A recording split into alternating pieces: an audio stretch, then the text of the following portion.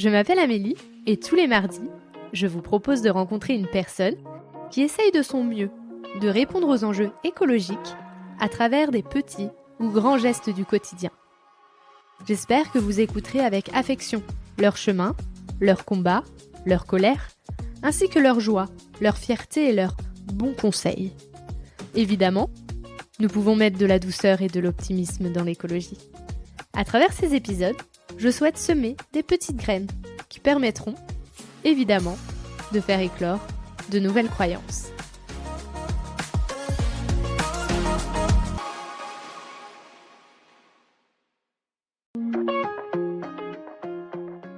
Quand on développe vis-à-vis de soi du respect de nos limites, du respect de ce qui compte, de nos désirs, de se donner les moyens des choses, etc., il y a vraiment un truc qui s'étend naturellement. Je vois pas comment on pourrait être un être qui ne respecte pas l'extérieur, la nature, ou même quand tu t'aimes, tu fais attention à ce que tu manges, tu vas pas bouffer du McDo tous les jours, tu vas choisir des bons légumes, aller dans des coopératives, enfin tu vas trouver des endroits qui vont nourrir le plus important à faire vivre en soi. Donc c'est l'idée en fait de petit à petit peut-être aller découvrir des nuances de soi, ne pas se voir juste noir ou blanc parce que c'est ce que font les gens.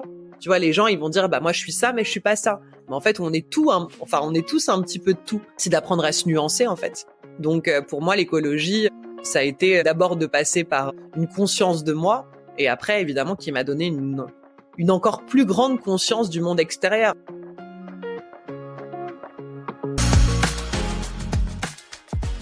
Nathalie décide de s'épouser, car la seule personne avec qui elle vivra toute sa vie, c'est elle-même. Cet amour de soi, elle l'expérimente depuis des années et est devenue une experte sur le sujet. Elle partage ses connaissances à travers l'écriture de livres ainsi que ses coachings. En effet, l'amour de soi permet un alignement dans toutes nos écologies et vient activer l'élan du cœur.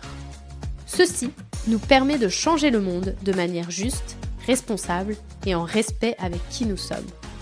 Mais quel est ce lien entre l'amour de soi et le militantisme ? Le militantisme peut-il devenir inefficace s'il n'est pas lié à l'amour, mais à nos traumatismes personnels ? Devient-on plus inspirant lorsque nous faisons les choses avec amour ? Je vous laisse en compagnie de Nathalie. Bonjour Nathalie. Bonjour Amélie. Je suis ravie de t'avoir dans mon podcast aujourd'hui. Donc, tu es l'autrice du livre « C'est décidé, je m'épouse ». Oui. Et tu as aussi plein d'autres cordes à ton arc. Et aujourd'hui, à travers cet épisode, j'avais envie que l'on parle du lien entre l'amour de soi et l'écologie, parce que évidemment, ça parle d'écologie, intérieure comme extérieure. Au départ, j'étais partie sur l'extérieur et maintenant, plus ça va et plus je vais aussi vers l'intérieur et ce qui est important pour nous. Mais avant tout, pour commencer, j'aimerais d'abord te poser une question. Et d'ailleurs, je te laisse complètement libre de décider de la définition d'écologie à travers mes questions. Et donc, la première question, c'est comment vas-tu si je te parle d'écologie ? Comment on fait en termes d'écologie ? Déjà, c'est assez original comme question. Parce que la question donc c'est pas un mot nécessairement que j'emploie et ça fait pas forcément partie de mon vocabulaire habituel, même si je pense que il y a plein de concepts que des gens parfois font vivre sans même placer le terme, tu vois, qui est relatif à ça. Donc moi je dirais qu'en effet le fait de passer par l'importance de me rendre heureuse, de prendre en charge ce qui m'appartient, de comprendre qui je suis, d'avancer main dans la main avec moi-même, ça fait partie évidemment d'un des plus grands changement en fait et ajustement de mon existence puisque ma vie n'a plus été la même à partir du moment où j'ai compris l'importance et la responsabilité que j'avais auprès de la femme en moi. Donc je dirais que d'un point de vue d'écologie, chaque année qui passe, je me sens un peu plus proche de ce que je suis censée être, devenir et ce que j'ai envie d'être aussi. Donc voilà, je dirais que là aujourd'hui, je vis aussi en lien avec la nature, pas seulement ma nature à moi, mais je pense que ça va aussi en prolongement en fait. Aujourd'hui là je suis en train de regarder la rivière face à laquelle je me réveille chaque matin, la forêt qui est en train de d'ailleurs repartir sur un printemps parce qu'on le voit dans la nature, hein, même si en ville le printemps met un peu plus de temps à arriver, ici c'est déjà le cas. Donc voilà, je dirais que je me sens de plus en plus en harmonie chaque année qui passe dans cette vie. Et quel a été ton chemin pour arriver à cet épanouissement que tu as aujourd'hui ? En fait, mon chemin, ça a été, je pense, ça a été fait de déclics. À l'âge de 19 ans, j'ai été embauchée dans un groupe de presse. Donc, je suis devenue journaliste. Ça a été mon premier métier pendant 9 ans. Et ce premier métier m'a amenée à rentrer dans un groupe qui parlait de médecine naturelle, de développement personnel, de spiritualité. Et donc, c'est des sujets avec lesquels j'avais pas spécialement grandi, même si, comme je dis souvent, ma mère m'a élevée avec beaucoup de bon sens. Mais c'est pas forcément, voilà, le sujet de la santé naturelle, par exemple, un sujet que je connaissais un petit peu plus que ça. Et c'est vrai que très rapidement dans ce métier, j'écrivais pour des revues. On m'a confié le développement d'une radio. Donc, ça a été en grande partie ce que j'ai fait pendant 9 ans, c'est-à-dire développer une web radio qui s'appelait Radio Médecine Douce et dans laquelle j'ai reçu à peu près 5000 invités tout au long des quasi 10 ans où j'ai pu faire des interviews. Et beaucoup d'entre eux m'ont vraiment permis ce déclic-là de me dire, en fait, dans cette vie, on est toujours tourné vers les autres, en fait, vers les autres et le monde extérieur, sans même qu'on s'en rende compte. Je pense que toute sa vie, on place son pouvoir à l'extérieur. Donc le pouvoir de tout, il faudrait un petit peu rentrer dans le détail de ce que ça veut dire, mais le fait d'être heureux, par exemple, en fait, on attend que ça arrive de l'extérieur. On attend d'avoir peut-être un compagnon à ses côtés, d'avoir un métier qui nous plaît enfin, l'argent qu'on voudrait, etc. Et donc, en fait, on attend souvent ces éléments de l'extérieur, tout comme un petit peu la reconnaissance. On peut passer sa vie à ne pas se sentir reconnu par les autres, mais finalement ne jamais se poser la question de notre reconnaissance de nous-mêmes.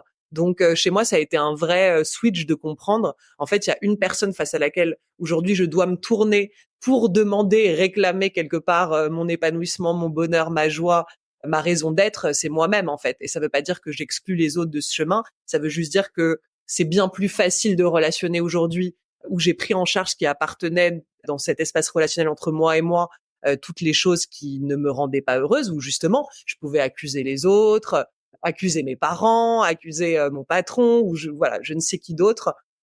J'ai petit à petit pris conscience que tout ça, c'était des choses que je me devais à moi-même. Et donc, je dirais que le fait de questionner des gens pendant des années m'a permis de prendre conscience de ça. Donc, un jour, je me suis dit, rencontre cette femme, en fait, avec laquelle tu vas vivre toute ta vie.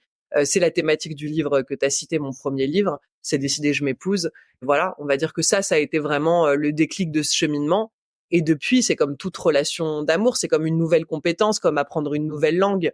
J'ai compris que finalement, l'espace relationnel, c'est pas quelque chose qu'on apprend en fait à faire vivre dès le départ de nos vies, et on pense que ça devrait couler de source aussi, ce qui est un petit peu une aberration. Voilà, on se dit par exemple qu'on rentre dans des couples ou des espaces relationnels divers et variés et que ça va tourner tout seul, un petit peu comme avec nous-mêmes. On se pose pas la question de comment bien m'entendre avec la personne avec laquelle je vis. Et donc moi, voilà, ça fait un peu schizophrène comme discours, mais ça a été vraiment cette vision de sortir de moi pour mieux me comprendre, mieux me regarder, en fait, et mieux me saisir et m'investiguer même. Voilà, c'est passé par beaucoup d'étapes, mais en tout cas, aujourd'hui, ça a laissé un socle très harmonieux. Donc, je dirais qu'il y a eu vraiment ce gros déclic, et grâce à mon premier métier, mais en même temps, est-ce qu'on est attiré par des métiers par hasard? Je ne crois pas. Et je pense que ça vient, autant qu'on apporte une compétence, nous enrichir de choses qu'on a besoin d'entendre, de connaître, de savoir et d'intégrer.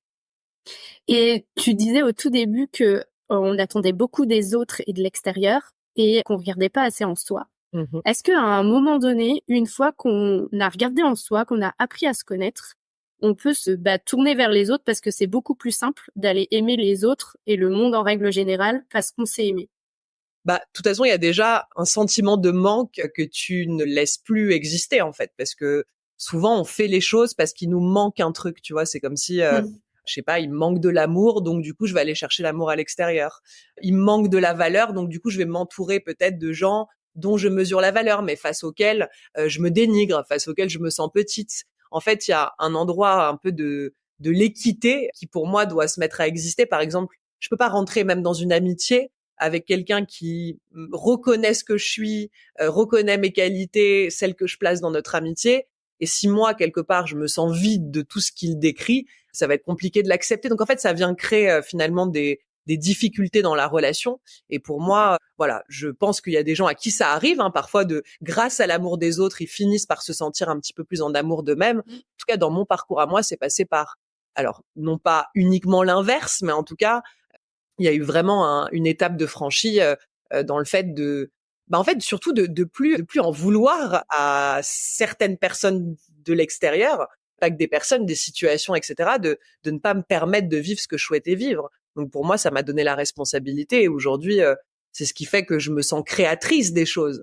et tu vois aussi créatrice de ce que j'attire, créatrice des endroits dans lesquels je me retrouve. Donc non, la vie n'est pas toujours l'exacte représentation de ce que je voudrais attirer, mais par contre, je sais toujours en faire quelque chose. Je sais toujours en tirer des leçons ou des expériences. Et même si j'attire justement dans mes espaces relationnels des personnes qui parfois ne sont pas les personnes idéales pour moi, eh bien, voilà, justement, c'est de me poser la question, que ce soit professionnel, personnel ou autre, hein, de me poser la question de qu'est-ce que je décide d'en faire et comment moi aussi je mesure que si j'attire ça, c'est parce qu'il y a quelque chose en moi qui finalement le vibre en fait. Donc en fait, c'est un vrai chemin de responsabilité, c'est ne plus attendre de l'extérieur notre bonheur et ne plus en vouloir à l'extérieur de notre malheur. Je sais pas si j'ai tout à fait répondu à ta question. Non, mais j'en ai une autre qui est arrivée. Le fait de se connaître, des Ouais. fois, en fait, ça va aussi nous changer parce que je suis aussi passée par ça ces 2 dernières années. Et ça permet aussi de revoir ses valeurs et de comprendre qu'il y a des choses qui ne sont pas en accord avec nous-mêmes et qu'on a certaines limites et qu'il y a des choses qu'on a acceptées avant qu'on n'accepte plus. Et parfois, ça peut créer quand même des tensions et de la souffrance par rapport à des relations qu'on avait à la base et parfois même elles se terminent. Est-ce que parfois, tu as pu avoir cette sensation de vouloir faire un retour en arrière parce que tu te rendais compte que tu perdais certaines personnes qui, au départ, avaient vachement compté pour toi, ou tu t'es dit, comme tu dis depuis tout à l'heure, bah non, je suis responsable, et donc je continue à aller vers moi, et c'est moi la priorité. Bah, en fait, c'est-à-dire que si toi, par exemple, tu te fais vivre ce qui compte, si, je sais pas, tu as une curiosité d'explorer tel ou tel domaine, tu vas pas en vouloir à tes potes, par exemple, de pas nourrir ce besoin de parler de tel ou tel sujet, etc. Moi, j'ai pas rencontré, en fait, dans ma vie, à un moment donné, le besoin de me séparer, et je pense à mes amis parce que je les ai, pour la majorité depuis très, très longtemps. Et même si on partage pas ni le fond et la forme de ce que l'on est, au contraire, on continue de s'enrichir. Donc, je pense qu'à un moment donné, dans cette vie, faut prendre ce qu'on a à prendre chez chacun. Moi, ça m'a pas fait me sentir déçue des premiers choix ou premières décisions de mon existence. Après, en effet, ça m'a permis de mesurer qu'est-ce qui dans cette vie comptait le plus pour moi. Et donc, à travers ça, bah, c'est, je sais pas, imaginons, j'ai un rapport à la foi qui est hyper fort. Bon, bah, le fait d'en avoir conscience, de savoir que pour moi, m'inscrire dans cette vie en ayant la certitude qu'il y a de la magie, il y a une intelligence divine, c'est une des choses qui compte le plus à préserver. Si aujourd'hui, si Dieu ou je ne sais qui me disait, bah, enfin, Dieu me le disait, du coup, ça voudrait dire qu'il existe. Mais en tout cas, si quelqu'un me disait, non, en fait, ça n'existe pas, tout ça, c'est que dans ton esprit, je crois que je sais même pas si j'aurais encore envie vraiment de m'inscrire dans cette existence, en fait. Donc, quelque part, parfois, de prendre conscience de ces valeurs, ça permet simplement de savoir dans quoi, dans notre quotidien, on a envie de s'inscrire, qu'est-ce qui compte le plus. Et non, ça ne m'a pas fait forcément, en tout cas sur le terrain, des gens que j'aime et même mes parents qui ne sont pas du tout spécialement ouverts à ça. Au contraire, moi, le fait de grandir, de prendre de la maturité, de la sagesse à travers ça, ça m'a permis de mieux accepter d'autres qui n'avaient pas ni l'élan, ni l'envie, ni peut-être, je sais pas, la conscience ou l'appétence en fait pour découvrir ça. Presque ça crée de la tolérance. Oui, de la tolérance, de l'acceptation. Après, moi, je suis une personne qui dit toujours aux gens qu'elle aime ce qu'elle pense vraiment. Donc, il y a une vraie sincérité chez moi. Mais en tout cas, je pense que ça m'a mis de plus en plus dans un sentiment de paix. Après, si on parle d'une sphère affective, oui, je pense que quelque part, un petit peu comme nous tous, on grandit avec des schémas qu'on vient répéter dans notre vie pour s'en libérer, et qu'il y avait des choses que j'avais connues à travers le couple de mes parents qui n'était pas du tout un couple exemplaire. Enfin, de toute façon, ils sont séparés à ma naissance, mais du coup, parfois, on récupère des schémas de manière inconsciente parce que c'est structurel, et on continue d'avancer en reproduisant les mêmes choses. Donc là aussi, au lieu de se dire bah c'est la faute à pas de chance, tous les hommes sont comme ci ou comme ça, voilà, c'est pareil. Moi, j'ai pas envie de passer ma vie à faire des généralités et me dire bon bah c'est comme ça, hein, de toute façon tous les hommes fonctionnent ainsi, alors que non, finalement, si je rencontre peut-être des hommes qui fonctionnent ainsi, c'est parce que mon père ou dans l'espace relationnel avec ma mère, ils ont fonctionné ainsi. Donc voilà, c'est, tu vas prendre conscience de tout ça, mais finalement, c'est un chemin qui crée, oui, certaines fois, le fait d'arrêter des espaces relationnels, et là, je pense plus à des espaces d'intimité relationnelle, mais c'est partagé, c'est-à-dire que sur les grandes relations de ma vie, les grands amours de ma vie, ma famille, mes amis, au contraire, ça nous a permis, je pense, au fur et à mesure du temps, de se dire, bah, voilà, moi j'ai mes amis, quand je les vois, ils m'apportent d'autres choses peut-être que l'échange qu'on a aujourd'hui toutes les deux. Et donc c'est pour ça aussi que je fais ce métier. Et je pense que quand je retrouve mes potes, j'ai peut-être plus envie de parler de la pluie et du beau temps que de l'évolution personnelle, tu vois. Et du coup, ça crée pas de scission dans nos espaces relationnels. C'est super intéressant parce que en même temps, je fais les liens avec l'écologie, mais l'écologie dans le sens extérieur où moi je suis rentrée dedans depuis 2 ans maintenant. Et donc avec des choix qui peuvent être parfois vus comme extrêmes, genre arrêter l'avion, plus manger de viande, etc.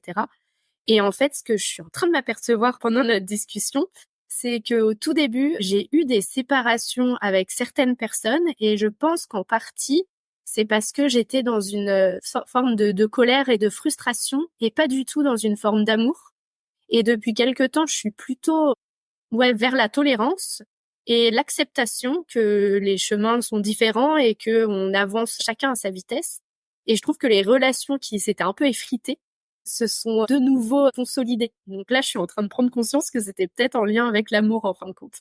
Après, c'est vrai qu'au début, quand on prend conscience de quelque chose qui change notre vie, ça peut être assez naturel d'avoir l'absolu besoin de partager nos convictions et qu'au début, tu sais, on cherche vraiment à peu près tous à convaincre. Puis en fait, on comprend dans cette vie que le plus important, c'est de donner à réfléchir avec ce qu'on est. Donc, c'est beaucoup plus efficace. De toute façon, quand on dit aux gens, il faudrait arrêter ci, faire ça, changer des habitudes, c'est quelque chose d'extrêmement personnel, en fait. C'est hyper intime. Et il y a des personnes qui sont pas prêtes, surtout si on juge leurs habitudes, à les transformer. Ils ont besoin de faire un chemin. Moi, j'ai pas changé des habitudes comme ça. C'est parce qu'il y avait un vrai désir à l'intérieur de moi. Ça pouvait pas juste venir d'une critique extérieure de tu devrais plus fonctionner ainsi. Donc les gens d'ailleurs, plus quelque part on les pointe du doigt et moins ils ont envie de changer les choses. Donc moi, je pense que tout ce que j'incarne, évidemment, donne à réfléchir aux gens, aux inconnus qui croisent mon chemin, aux gens qui me suivent, mais aussi évidemment à mes proches qui n'étaient pas forcément dans les mêmes croyances, les mêmes certitudes, mais à force de me voir vivre ou évoluer, ça les fait se poser des questions. Donc voilà, quelque part ta réaction, elle était humaine et je pense qu'on peut tous avoir un peu ce truc de. Moi, je suis devenue végétarienne pendant quelques années à un moment donné. Aujourd'hui, je remange un petit peu de viande, mais à l'époque, voilà, j'avais peut-être envie d'aller expliquer à tout le monde que c'était mieux de fonctionner ainsi. Après, c'est pas comme ça que ça marche. Enfin, en tout cas, c'est pas comme ça que ça peut vraiment s'intégrer dans l'esprit des uns et des autres.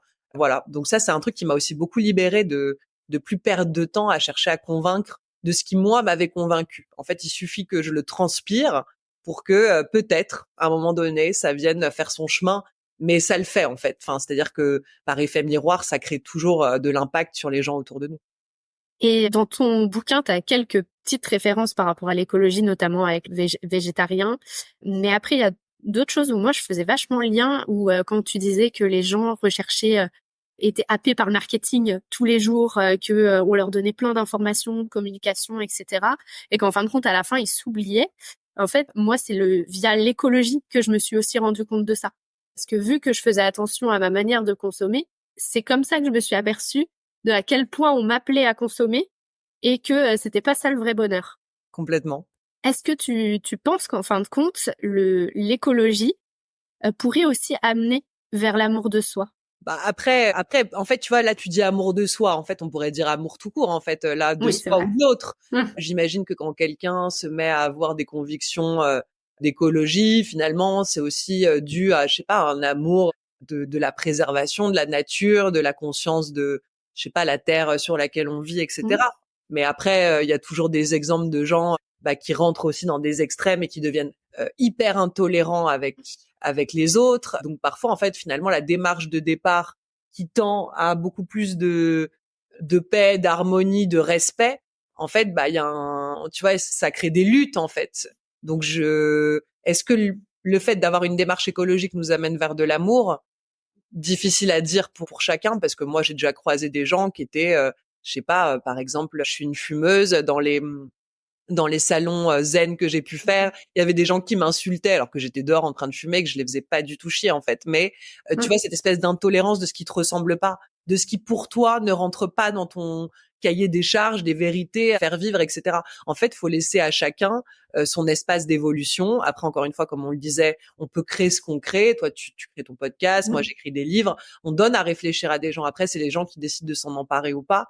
Et voilà, et de faire vivre un chemin. Mais il y a aussi évidemment dans tous les endroits aussi de la bien-pensance, parce qu'il peut y avoir vraiment dans le côté écologie, une bien-pensance, pareil que chez les féministes. Moi, je me sens fondamentalement très féministe, mais je vois des courants où quand tu penses pas comme eux, en fait, tout d'un coup, t'es fiché, pointé du doigt, harcelé, tu vois. Et quelque part, il y a vraiment c'est totalement contre-productif. Donc, je dis pas que le milieu de l'écologie ou de l'associatif ou le milieu militant finit toujours par vriller vers ça. Mais il y a beaucoup de gens qui ont besoin de soigner aussi leurs propres blessures. Il y a des gens, ils avancent dans l'engagement parce que, en fait, ils ont été touchés par des choses personnelles et qui leur appartiennent. Et par exemple, si on parle de la démarche féministe, évidemment qu'à la base, elle a une raison d'être. Mais si on décide de s'engager parce qu'on a vécu des espaces de maltraitance, par exemple, avec les hommes, notamment, je sais pas, notre père, bah, il faut avant tout soigner d'abord cet espace-là de ce que tu as vécu. Et je pense qu'un militantisme est beaucoup plus sain à partir du moment où il se base pas sur une propre revanche. Même si on peut comprendre qu'une fille qui aurait pu être frappée par son père ait envie de se venger, qu'il y a un truc inconscient d'injustice et donc de ce besoin de trouver une justice. Mais en fait, d'ailleurs, souvent, ces gens-là, ils se mettent à finir en burn-out, à péter des câbles, parce qu'en fait, à la base, c'est leurs blessures qui sont aux commandes. Et en fait, il faut prendre en charge ce qui nous appartient là-dedans, s'engager dans les espaces dans lesquels, bien sûr, qu'on a des choses à dire, à apporter, mais que ce soit pas, voilà, l'espace en nous qui se trouve encore tellement dans le besoin d'être soigné, tu vois. Donc, je sais pas si c'est très clair, mais en tout cas, il y a un besoin, je pense, très important de prendre en charge ce qui nous appartient et après peut-être de s'engager aux endroits où ça fera la suite logique des choses, mais de pas y aller avec tous nos sentiments, ouais, d'injustice, de blessure, enfin, tu vois, de partir sur une base de nous qui est beaucoup plus solide, en fait, et apaisée. Oui, si je comprends bien, en gros, ce serait l'idée de d'abord se soigner, soit par rapport à des blessures, pour qu'en fin de compte, le militantisme qu'on a et qui est fort pour nous puisse fonctionner, parce qu'on sera pas dans une idée de vengeance, mais plutôt dans Ouais, une idée d'amour et de partage, et donc à ce moment-là, plus tolérant, quoi. bah, une idée de même de créer du changement dans le monde, tu vois, mais voilà, ce sera d'autant plus efficace si ça se base pas sur un endroit où on est en train de prendre en fait nos propres causes personnelles comme une cause collective, même si parfois ça se rejoint, je l'entends. Mais voilà, en tout cas, c'est l'idée par exemple si on a envie d'avancer dans un monde égalitaire, de travailler aussi sur, bah, je sais pas, notre vision de, je sais pas, du masculin, du féminin. Bien sûr que aujourd'hui, si on fait si proportionnellement on regarde aujourd'hui, est-ce que c'est les hommes ou les femmes qui abîment entre guillemets le plus cette humanité, on pourrait se dire qu'à l'échelle du monde, au vu de tous les pays où les femmes sont asservies, où c'est les hommes qui sont au pouvoir dans des cultures ou des dictatures qui voilà réduisent la femme, évidemment qu'on peut avoir un sentiment d'avoir envie de changer, transformer ça, d'amener une pierre à l'édifice de ce mouvement. Mais moi, en tout cas, me raconter que tous les hommes fonctionnent de cette manière-là, ça c'est pas, euh, ça apportera pas quelque chose en fait. Et par exemple, j'ai grandi avec un frère. Aujourd'hui, je m'entends bien avec mon papa. Bah, je vois qu'en fait, les éduquer aussi à mon échelle, en étant cette femme qui a fait son travail aussi pour s'apaiser, bah, ça marche d'autant mieux que si j'étais encore extrêmement en colère et que j'avais besoin à ce moment-là tu vois, de créer quelque part mes propres espaces de revanche. Je sais pas si c'est tout à fait clair, mais Si, parce que, enfin, je te rejoins. Je trouve que l'influence positive qu'on a tous, en fin de compte, elle est encore plus forte que parfois l'agressivité ou la colère qu'on peut avoir. Moi, je me rends compte aussi, donc avec mon père, mais c'est plus moi quand je suis arrivée avec l'écologie, où lui, bah, ça faisait un changement de valeur. Il a l'impression qu'on n'était plus forcément sur la même longueur d'onde, un peu peur en fait de qu'on soit séparés par ça. Et donc au début, il a eu vraiment un mouvement un peu de recul. Et en fait, au fur et à mesure de me voir bah, heureuse, épanouie dans mes choix, en fin de compte, bah il est aussi lui en train de réfléchir à se dire ah bah oui, bah c'est vrai que j'avais pas vu ça comme ça. En fin de compte, peut-être que. Et en fait, au départ, on était plus sur de l'agressivité parce qu'on s'est toujours un peu parlé comme ça. J'ai lu un autre de tes bouquins qui est Diplômé de l'univers et j'ai beaucoup souri sur la partie colère avec ta maman parce que ça pouvait ressembler à ça, mais moi c'était avec mon père et donc ça m'a fait beaucoup sourire, où c'était notre manière de communiquer. Et depuis que je suis beaucoup plus douce avec moi, je suis aussi beaucoup plus douce avec lui et avec nos relations, elles se sont apaisées. Et donc ça revient, je trouve, à ce que tu viens de dire, où l'influence positive, en fin de compte, sur les autres est plus efficace que ce militantisme parfois un peu agressif, où en fait les personnes ne comprennent pas. Bah ouais, ce qui ne leur ressemble pas. Donc en fait, ils fonctionnent comme les autres, c'est-à-dire comme ton père aurait pu ne pas comprendre ce que toi tu faisais vivre, mais c'est un petit peu toute la limitation chez les humains, c'est-à-dire qu'en fait, il y a plein de choses on peut pas les comprendre parce qu'on les vit pas, parce que ça ne nous appartient pas. Je peux pas savoir ce que c'est par exemple d'avoir la peau noire et de m'inscrire dans un monde dans lequel il y a possiblement du racisme. Donc il y a des sujets sur lesquels voilà, je pourrais pas être à même de dire ah oui, je sais ce que c'est. En fait, donc c'est avoir aussi une forme d'humilité de ça. Et puis on est appelé peut-être chacun aussi à œuvrer à des endroits et c'est accepter que les autres en soient aussi à l'endroit où ils en sont. Ne pas se dire que ce sera une fatalité ou d'en faire un déterminisme, mais en tout cas de prendre conscience qu'on aura d'autant plus d'impact de toute façon à porter les biens fondés de ce qu'on a envie d'amener dans ce monde plutôt que de passer notre vie, comme on le disait, à chercher à convaincre en fait, c'est sûr. Est-ce que tu trouves que le monde d'aujourd'hui, il est un peu en manque d'amour?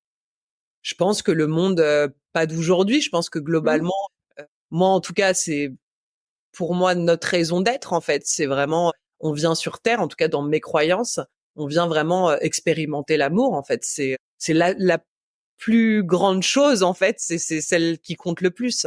Donc moi en tout cas dans ma vision, je pense que si les gens cheminaient à être plus à même déjà de se regarder avec amour et après naturellement d'offrir un petit peu plus ça aux autres. Alors l'idée c'est qu'on n'aime pas tout le monde. Moi je n'accroche pas avec tout le monde dans cette vie, je n'ai pas des correspondances d'amour avec tout le monde. Je peux être évidemment encore dans le jugement, enfin tu vois, je vais pas me prendre pour un grand sage que je ne suis pas. Je suis moi-même une humaine et j'avance. Mais en tout cas, c'est clair que ma capacité de tolérance, mon niveau d'amour, même vis-à-vis des inconnus, des gens que je croise, de gentillesse, de générosité. Voilà, j'ai toujours voulu être cette personne-là. Moi, je veux être une personne qui parle bien aux gens. Après, je peux pas te dire que ça m'arrive jamais dans cette vie d'avoir envie d'éclater quelqu'un contre un mur. Bien sûr que si. Mais la majorité du temps, si on devait, je sais pas, questionner les gens qui me croisent, même là, je vis dans un village, les commerçants, enfin les gens qui me croisent au quotidien, je pense qu'ils diraient qu'ils me trouvent agréable en fait. C'est le but. Moi, je trouve qu'on a tellement de micro-interactions tout au long de notre quotidien et en fait, on n'est pas toujours ouvert à justement rien que cette notion de gentillesse. Et ça fait du bien pas qu'à l'autre en fait, ça fait du bien à soi d'être gentil.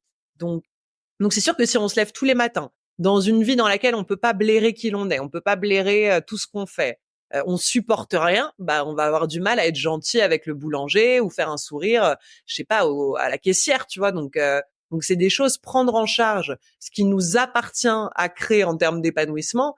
Bien sûr que ça crée un prolongement qui est beaucoup plus positif. Et parfois on oublie qu'on est tous des micros interactions les uns pour les autres et c'est une chaîne en fait. Si moi là tout à l'heure je dois sortir faire une course, que je me mets à crier sur je sais pas qui parce qu'il m'a saoulé, que je suis au volant et que je m'énerve pour rien parce que je suis frustrée parce qu'il y a un truc qui va pas, bah quelque part si je me mets à insulter la nana, que elle repart, qu'elle était peut-être dans un état émotionnel bof, mais que du coup ça la rend encore moins bien et que après elle amène ça au travail. Enfin tu vois, c'est un cercle vicieux. Alors qu'en fait on peut clairement créer des cercles vertueux aussi à travers plein de petites choses du quotidien, à savoir ça, faire un sourire, dire merci, voilà, être gentil. Et c'est des choses qui marchent pas à partir du moment où on n'est pas bien. Et ça, on va pas se leurrer, nous tous, autant que l'on est, si on se réveille dans notre vie et qu'on n'est pas bien ce matin-là, ça va être très compliqué d'amener autre chose que de la tension dans le monde extérieur. Si on vit vraiment des tensions, alors ça marche quand c'est de temps en temps, mais ça marche pas quand c'est tous les jours au quotidien. Et j'invite les gens à vraiment se poser la question. S'ils ont dans leur balance plus de moments où ils se réveillent pas bien dans la lutte, la frustration et voilà beaucoup d'émotions compliquées à gérer, bon bah c'est clair qu'il y a peut-être des décisions, des choix, des choses à remettre en cause dans nos vies pour ajuster en fait ce quotidien et qui ressemble un peu plus chaque jour parce que tout ça ça se construit, mais un peu plus chaque jour à ce qu'on voudrait vraiment vivre, avoir le courage aussi de nos choix, de pas suivre tout ce qu'on entend. Il y a plein de gens qui osent pas, mais en même temps quand tu regardes le parcours des gens qui ont fait des choses qui au final aujourd'hui leur ont créé une vie dans laquelle ils sont épanouis, ça a été pas après pas, tu vois, c'est d'avancer petit à petit, d'avoir en effet le courage de dépasser nos peurs, de dépasser des croyances qu'on aurait pu entendre, et puis voilà, et petit à petit de se dire finalement cette vie elle est courte, je vais pas passer des années à me sentir mal dans ma peau, mal dans mon quotidien, et mal auprès des gens qui m'entourent, en fait. Et l'amour de soi, en fin de compte, il y a des moments, en fait, ça peut pas être parfait. Si je reprends un peu ce que tu dis ou ce que j'ai pu lire, c'est qu'il y a des moments où ça va être ce jour-là, on va pas pouvoir se saquer pour X raisons, on va s'énerver, etc.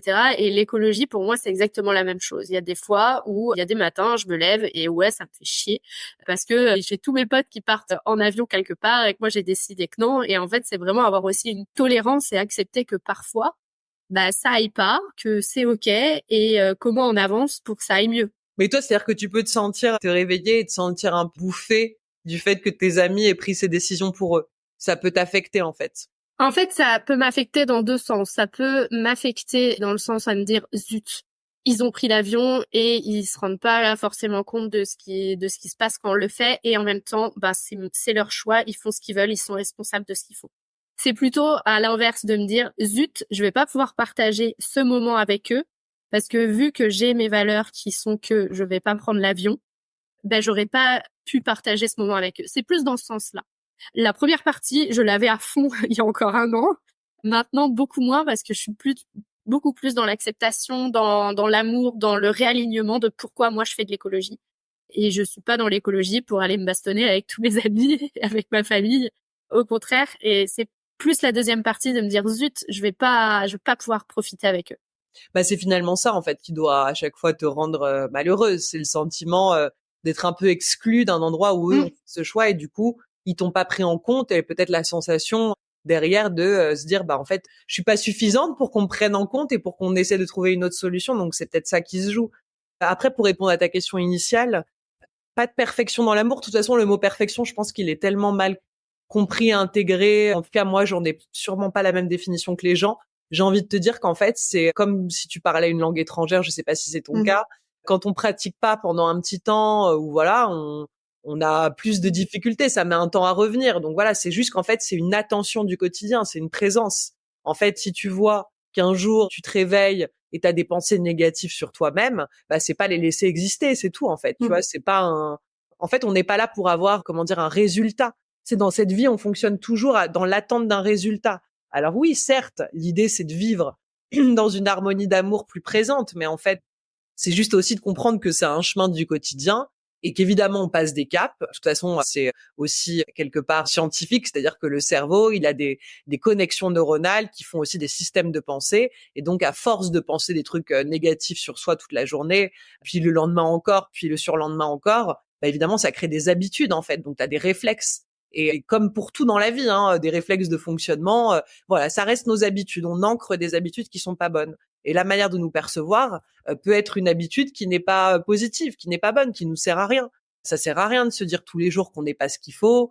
Voilà. Mais là, dans un cas comme tu décrivais, où tu ressens ça avec tes amis, bah c'est intéressant parce que c'est quand tu déconstruis, tu vois qu'en fait tu te sens peut-être pas pris en compte. Donc c'est ça qui te fait du mal. Et quelque part, bah moi, quand il arrive un truc comme ça où je me sens pas prise en compte, et bah je vais appeler mes amis et leur dire voilà, ça m'a rendu triste que bah vous fassiez ce choix alors de partir en avion et qu'on n'essaye pas de trouver une autre solution. Donc c'est pas que tu les empêches de le faire, c'est juste que tu partages avec eux. Parce que normalement, pour moi, l'amour, c'est ça. C'est un endroit où on a le droit de partager ce qu'on ressent. Et il y a plein de gens qui n'osent pas dire aux gens qui les entourent ce qu'ils ont vraiment sur le cœur. Et je trouve que c'est très dommage parce que chaque espace relationnel se tisse aussi sur l'endroit où on se dit, en fait. Et si tu prends des choses en toi et tu te dis, bon, bah, c'est pas grave, je passe là-dessus, on verra la prochaine fois, bah, tu vas petit à petit développer, en fait, une animosité pour eux. Donc, en fait, le fait de ne pas dire ce qu'on a sur le cœur, on croit qu'en fait, c'est gratuit, mais pas du tout, parce qu'en fait, ça reste et ça crée un peu de la dette, c'est-à-dire, bah, le fait d'avoir, voilà, ce sentiment, on s'est pas senti prise en compte et ça, c'est quand même douloureux. Donc, tu vois, l'amour de soi, pour moi, dans ton exemple, ce serait, si moi, je m'aime, bah, je vais aller dire ce que j'ai sur le cœur et partager avec les gens qui m'aiment en retour, voilà, ce que je ressens. Et ça fait grandir, en fait, les espaces relationnels et ça fait que la prochaine fois, il y aura peut-être une organisation qui sera différente parce que on pourra prendre en compte ce que moi je suis venue déposer. Oui, et puis en plus, quand tu parles de dette, en fin de compte, cette dette, elle peut s'agrandir au fur et à mesure et à un moment, possiblement exploser et que personne comprenne Ouais, complètement. pourquoi tout d'un coup, la personne explose, quoi. Ouais, ouais. On pense que garder pour soi, mais comme dans un couple, hein, il y a des choses plein de micro-moments du quotidien où tu passes sur des choses, tu te dis, bon, bah, ça m'a pas rendu bien, mais c'est pas grave, j'y pense plus. Et tu crois qu'en fait, tu n'y penses plus, mais au final, déjà, ça peut se réitérer parce qu'à partir du moment où on pose pas des mots sur ce qui n'a pas été, bah, je vois pas comment l'autre, en fait, il pourrait comprendre qu'il faut s'ajuster. Et en fait, finalement, ça s'accumule. Et comme tu dis, c'est ce qui coûte à beaucoup d'espaces relationnels, des amitiés, des liens familiaux et aussi des relations amoureuses. Donc, c'est tellement dommage de vouloir prendre sur soi, tu vois, soi-disant des choses où on se dit, allez, c'est pas grave, je laisse couler. Et en fait, on laisse pas couler. En tout cas, si on savait vraiment laisser couler et se dire, ça n'a aucun intérêt, enfin, c'est pas grave. Ok, tant pis. Mais en général, c'est pas vraiment tant pis. Ça, c'est ce qu'on se dit consciemment. Mais on sait que ça vient nous faire quelque chose qui reste en nous et qui, comme tu dis, crée à la fin un vaste malentendu qui fait qu'un jour on explose et que l'autre ou les autres ne peuvent pas comprendre pourquoi pourquoi c'est à ce niveau-là alors qu'en fait la situation elle leur paraît pas si explosive que ça. Quels sont les 3 conseils que tu pourrais partager là, pour toi, c'est les plus importants pour se lier à soi, pour s'aimer au quotidien? Bah, en fait, déjà, passer du temps avec soi, parce que je vois pas comment on peut connaître quelqu'un sans passer du temps avec lui. Donc ça, c'est important et quand même, c'est exactement ce qu'on fait quand on crée une relation à l'extérieur, hein. On développe une relation avec du temps partagé. Donc je dirais s'offrir du temps avec soi, réinvestir notre solitude qui est finalement pas un espace où on est seul, si on se sent justement être en train de faire vivre ce qui compte avec soi-même. Je dirais dans un deuxième temps de l'intimité, c'est-à-dire pour moi l'intimité c'est une des choses les plus importantes, vraiment se dire à soi, avoir du discernement, de l'honnêteté, tous autant que l'on est. C'est très compliqué de justement comme on le disait parfois de prendre conscience de ce qu'on pense vraiment parce qu'il y a une partie de conscience en nous puis une partie d'inconscient. Donc pour moi l'intimité c'est comme dans un espace relationnel, c'est l'endroit où on rentre petit à petit dans les secrets de chacun en fait et on peut vraiment se dire, déposer les choses. Moi, j'offre à la femme en moi un vrai espace pour qu'elle puisse poser des mots sur ce qu'elle ressent vraiment et qu'après aussi on puisse parfois porter ces mots aux autres quand on a besoin, bah, justement d'être comprise. En fait, moi, je me sens vue, comprise, entendue parce que c'est ce que je fais, c'est la démarche que j'ai. Donc, je dirais en effet d'avoir de l'intimité avec soi, puis de l'intimité avec soi, c'est du lien en fait. C'est créer des espaces dans lesquels on s'offre du plaisir et du plaisir de tous les ordres. Et je dirais en troisième lieu, c'est voilà vraiment d'aller investiguer ce qui a pu se mettre en place dans nos vies de manière structurelle en nous et qui aujourd'hui nous coûte en fait et nous empêche de pouvoir accéder à de l'épanouissement. Donc ça peut être sur toutes les thématiques de nos vies.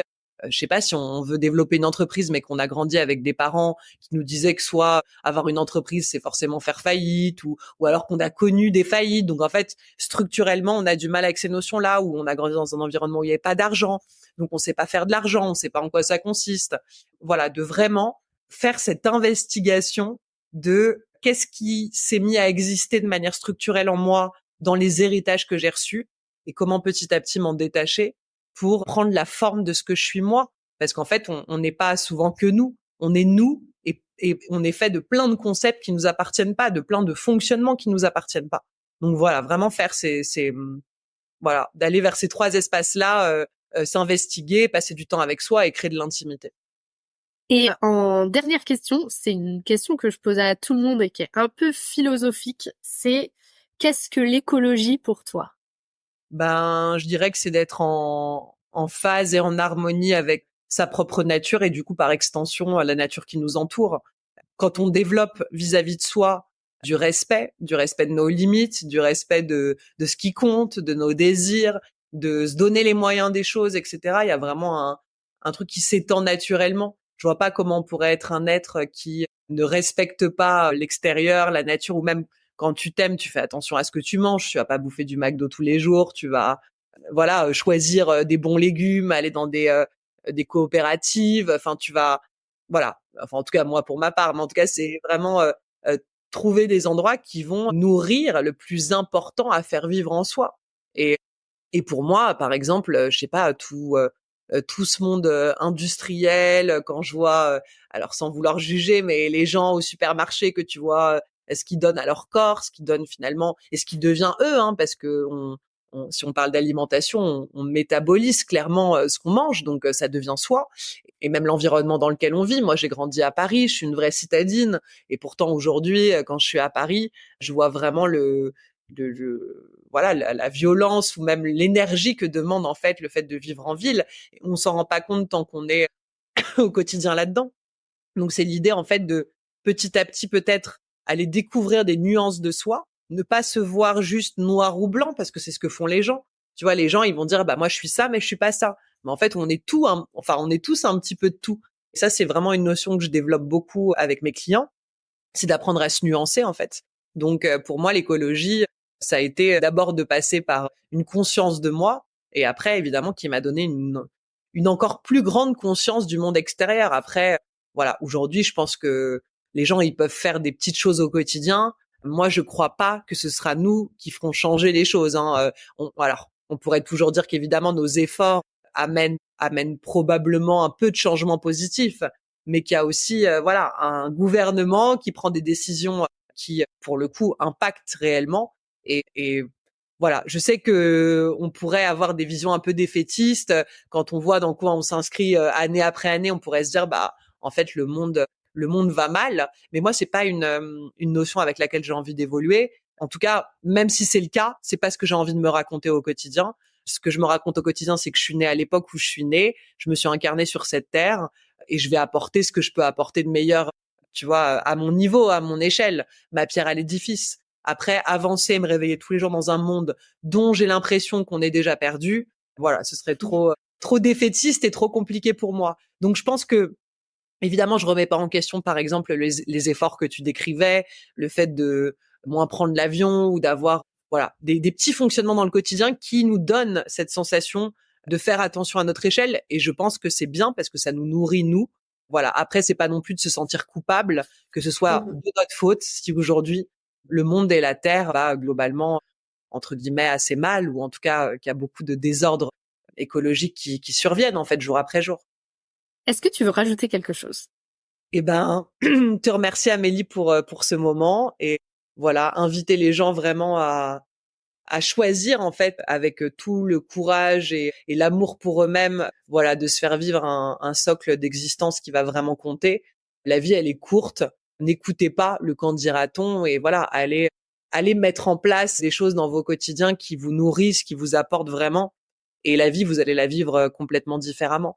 C'est pas uniquement se réveiller dans un monde dont on se raconte encore une fois qu'il va mal. Si on est en chemin, nous, pour apporter un peu de bien-être à notre échelle avec ce qu'on fait au monde, bah déjà, on va avoir cette sensation un petit peu différente. En fait, quand on est en chemin, pour moi, on est moins sur le bas-côté, tu sais, à regarder le monde défiler, à se dire, voilà, les choses, elles vont aller dans un sens qui est de plus en plus délétère. Voilà, au contraire, c'est de se mettre en chemin et votre épanouissement, il compte. En fait, c'est pas juste même par rapport à vous-même, c'est par rapport, encore une fois, comme on le disait, à tous les gens qui vont vous croiser. Les gens heureux, ils font du bien, en fait.